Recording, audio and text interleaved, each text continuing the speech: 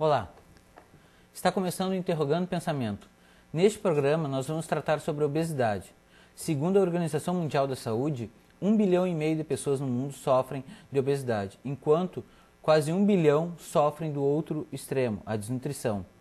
Para o IBGE, quase metade da população brasileira está acima do peso, sendo que 1/3 das crianças brasileiras entre 5 e 9 anos sofrem de obesidade e 1/5 dos adolescentes estão acima do peso. Para tratar do assunto está conosco a professora do curso de nutrição do FEVALE, Simone Bernardes. Obrigado, Simone, por estar aqui conosco. Obrigada, é uma satisfação estar aqui conversando sobre esse assunto tão relevante e atual. Simone, a obesidade é uma doença? Sim, a obesidade é uma doença caracterizada pelo acúmulo excessivo de gordura no organismo, a tal ponto que vai desencadear outras doenças. Pois é, Simone, e quais são as consequências para o organismo, a obesidade, o sobrepeso? Então, a obesidade ela é considerada hoje ponto de partida para o desenvolvimento de outras doenças, né? Ela aumenta muito o risco do desenvolvimento dessas doenças, como é o caso das doenças cardiovasculares, pressão arterial elevada, hipertensão, né? Infarto agudo do miocárdio, assim como doenças cerebrovasculares, que é o caso do acidente vascular encefálico, conhecido popularmente como derrame, né? As pessoas conhecem como derrame.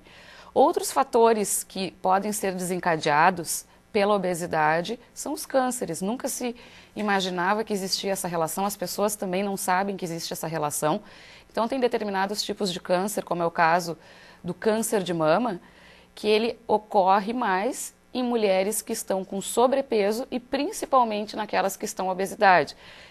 É claro que deve existir uma predisposição genética para determinadas doenças, mas o que a obesidade faz? Ela facilita a ocorrência dessas doenças, como é o mesmo caso o diabetes, a apneia do sono, varizes, né? Então, assim, tudo isso é potencializado por esse excesso de peso. Problemas de articulação também, Simone? Também, né? Artrose, porque vai tendo um excesso de peso nas articulações, né? E isso vai prejudicando todo o processo de movimento do indivíduo. Além também de outros aspectos importantes, né? Que é a exclusão social. Nós vivemos hoje numa sociedade que produz obesos, mas que ao mesmo tempo ela é lipofóbica, ela não suporta os obesos.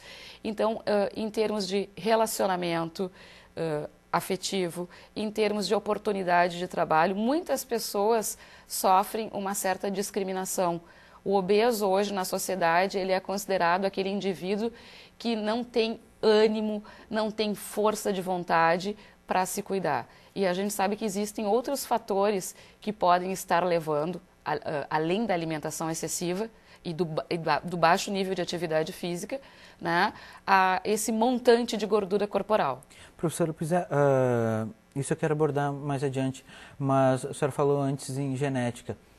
Além de uma alimentação rica em gordura e o sedentarismo, há outros fatores para a obesidade, por exemplo, a genética? Sim, a genética ela pode ter uma influência, mas ela não tem uma influência tão preponderante como os fatores ambientais. Então, muitas vezes, assim, um casal de obesos, eles têm grande chance dos filhos desenvolverem obesidade, mas teria o potencial genético, mas principalmente pelo estilo de vida que as crianças seguem, imitando dos seus pais. Elas copiam todas as atitudes dos pais, inclusive as atitudes alimentares, o comportamento alimentar.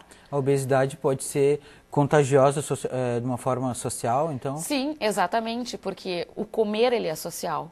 Então, o meu estilo de comer, ele é perpetuado pelas pessoas que convivem comigo. Então, existe uma grande chance de se desenvolver obesidade em crianças que convivem com adultos obesos, justamente por esse padrão alimentar observado entre essas pessoas.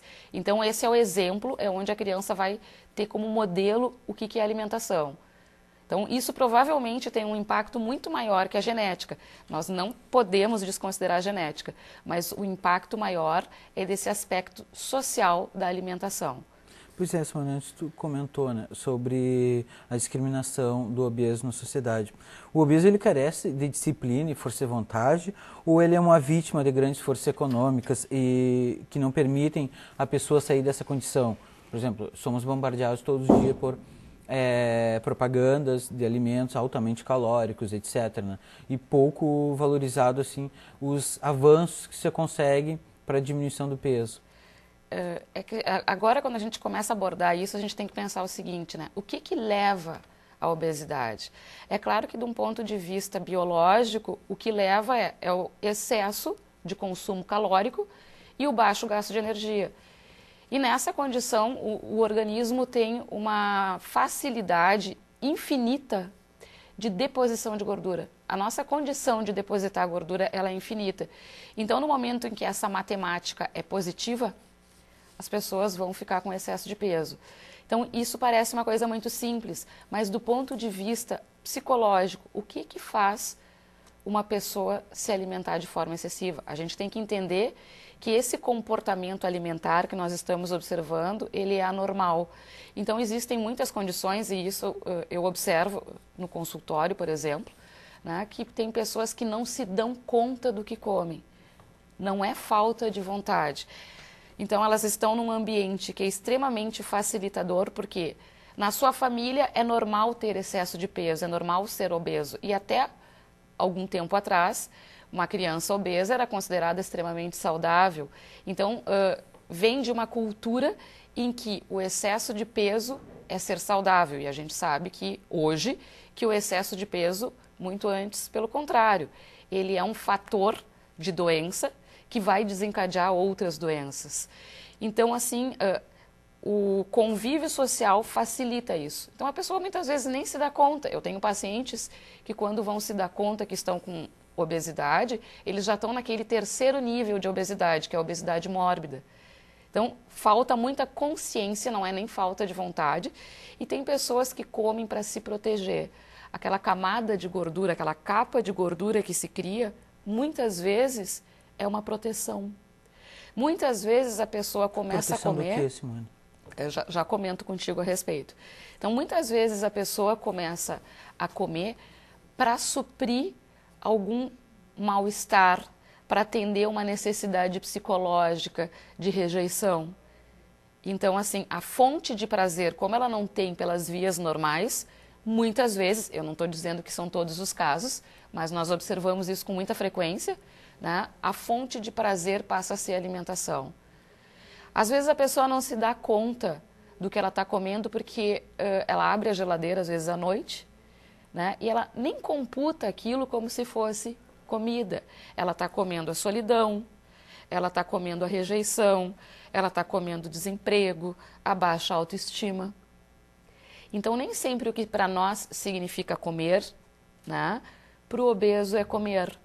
Então, provavelmente, ele já tem uma relação diferente com a comida, né? E chega a esse extremo de excesso de peso. E aí tu tinha me perguntado alguma coisa a respeito da... Eu perguntei proteção do quê, né? Proteção, tem pessoas que, por exemplo, vou te dar um exemplo bem prático, assim. Eu tenho pacientes que trabalham num ambiente extremamente hostil. Tem um chefe hostil, né? Eles têm receio, é um chefe muito brabo, enfim, isso pode se transferir para qualquer outro personagem, que seja um pai, por exemplo. Então, uma forma de proteção em relação ao que essa pessoa pode vir me fazer. Eu tenho que ficar maior. Isso é tudo inconsciente, Laerte. Sim. Tá? Vou te contar um caso, assim, de uma paciente que, quando ela era jovem e magra, ela era abusada sexualmente. Então, a forma de proteção que ela criou inconscientemente foi começar a comer e se tornar obesa, indesejada. Então, cada um tem os seus medos e muitas vezes serve para proteger de algum medo. Então, Simone, o alimento, o consumo de alimento, serve como antídoto para a ansiedade? Certamente. Em algumas condições, né, existe o que a gente chama de comer emocional. O alimento passa a ser um antídoto para o meu mal-estar. né? Então, se come não porque tem fome, mas porque quer saciar uma outra coisa que não está conseguindo, um vazio interior, né? E isso tem se observado muito nos casos de obesidade. Então, um tratamento, por exemplo, com uma nutricionista, o acompanhamento, uma dieta, seria imprescindível também um acompanhamento de uma psicóloga? Com certeza. Então, assim, essa equipe multiprofissional que atua, a chance de resultado é muito maior. Porque, na verdade, a obesidade é consequência, não é a causa. A causa está no interior da pessoa. Sim. Devido a algum problema que ela tem. Existem, né, inúmeras causas. Uma dessas causas podem ser de ordem psicológica. E o que chama a atenção é que as pessoas não se dão conta disso. Aí tu faz uma avaliação com o indivíduo e pergunta para ele, o que tu comeste hoje no almoço? Não lembro. Porque o comer ele é muito automático. Ele é um comportamento tão básico para a nossa sobrevivência que muitas vezes as pessoas não se dão conta do que comem. Simone, quais são os tratamentos para a obesidade?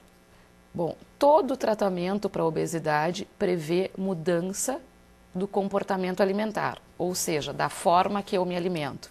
E isso não necessariamente implica em passar fome, que as pessoas têm um receio. É a famosa reeducação alimentar. É a famosa reeducação alimentar.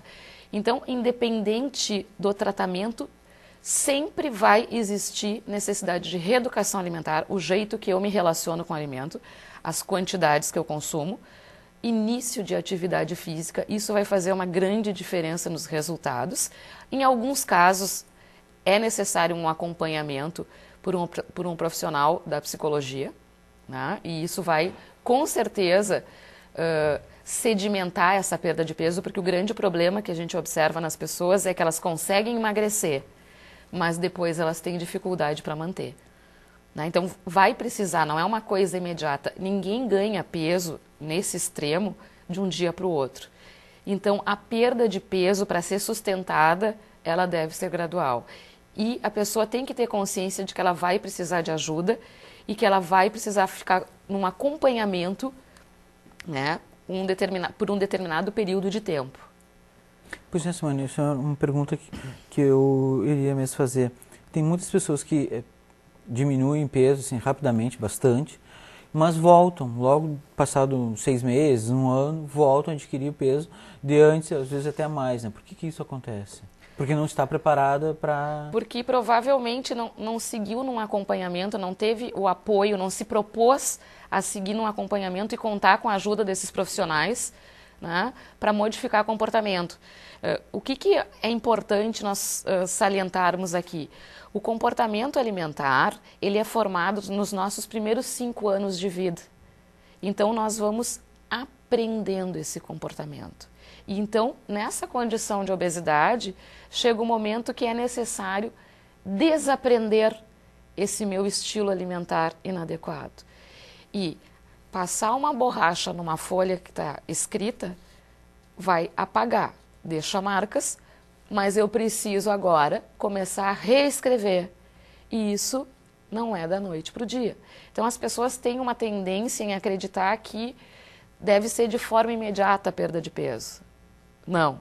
A perda de peso ela deve ser lenta e gradual para ser sustentada. E o indivíduo deve incorporar, então, esse novo estilo de vida. O que acontece muitas vezes? Emagrece e retoma aquele estilo de vida anterior.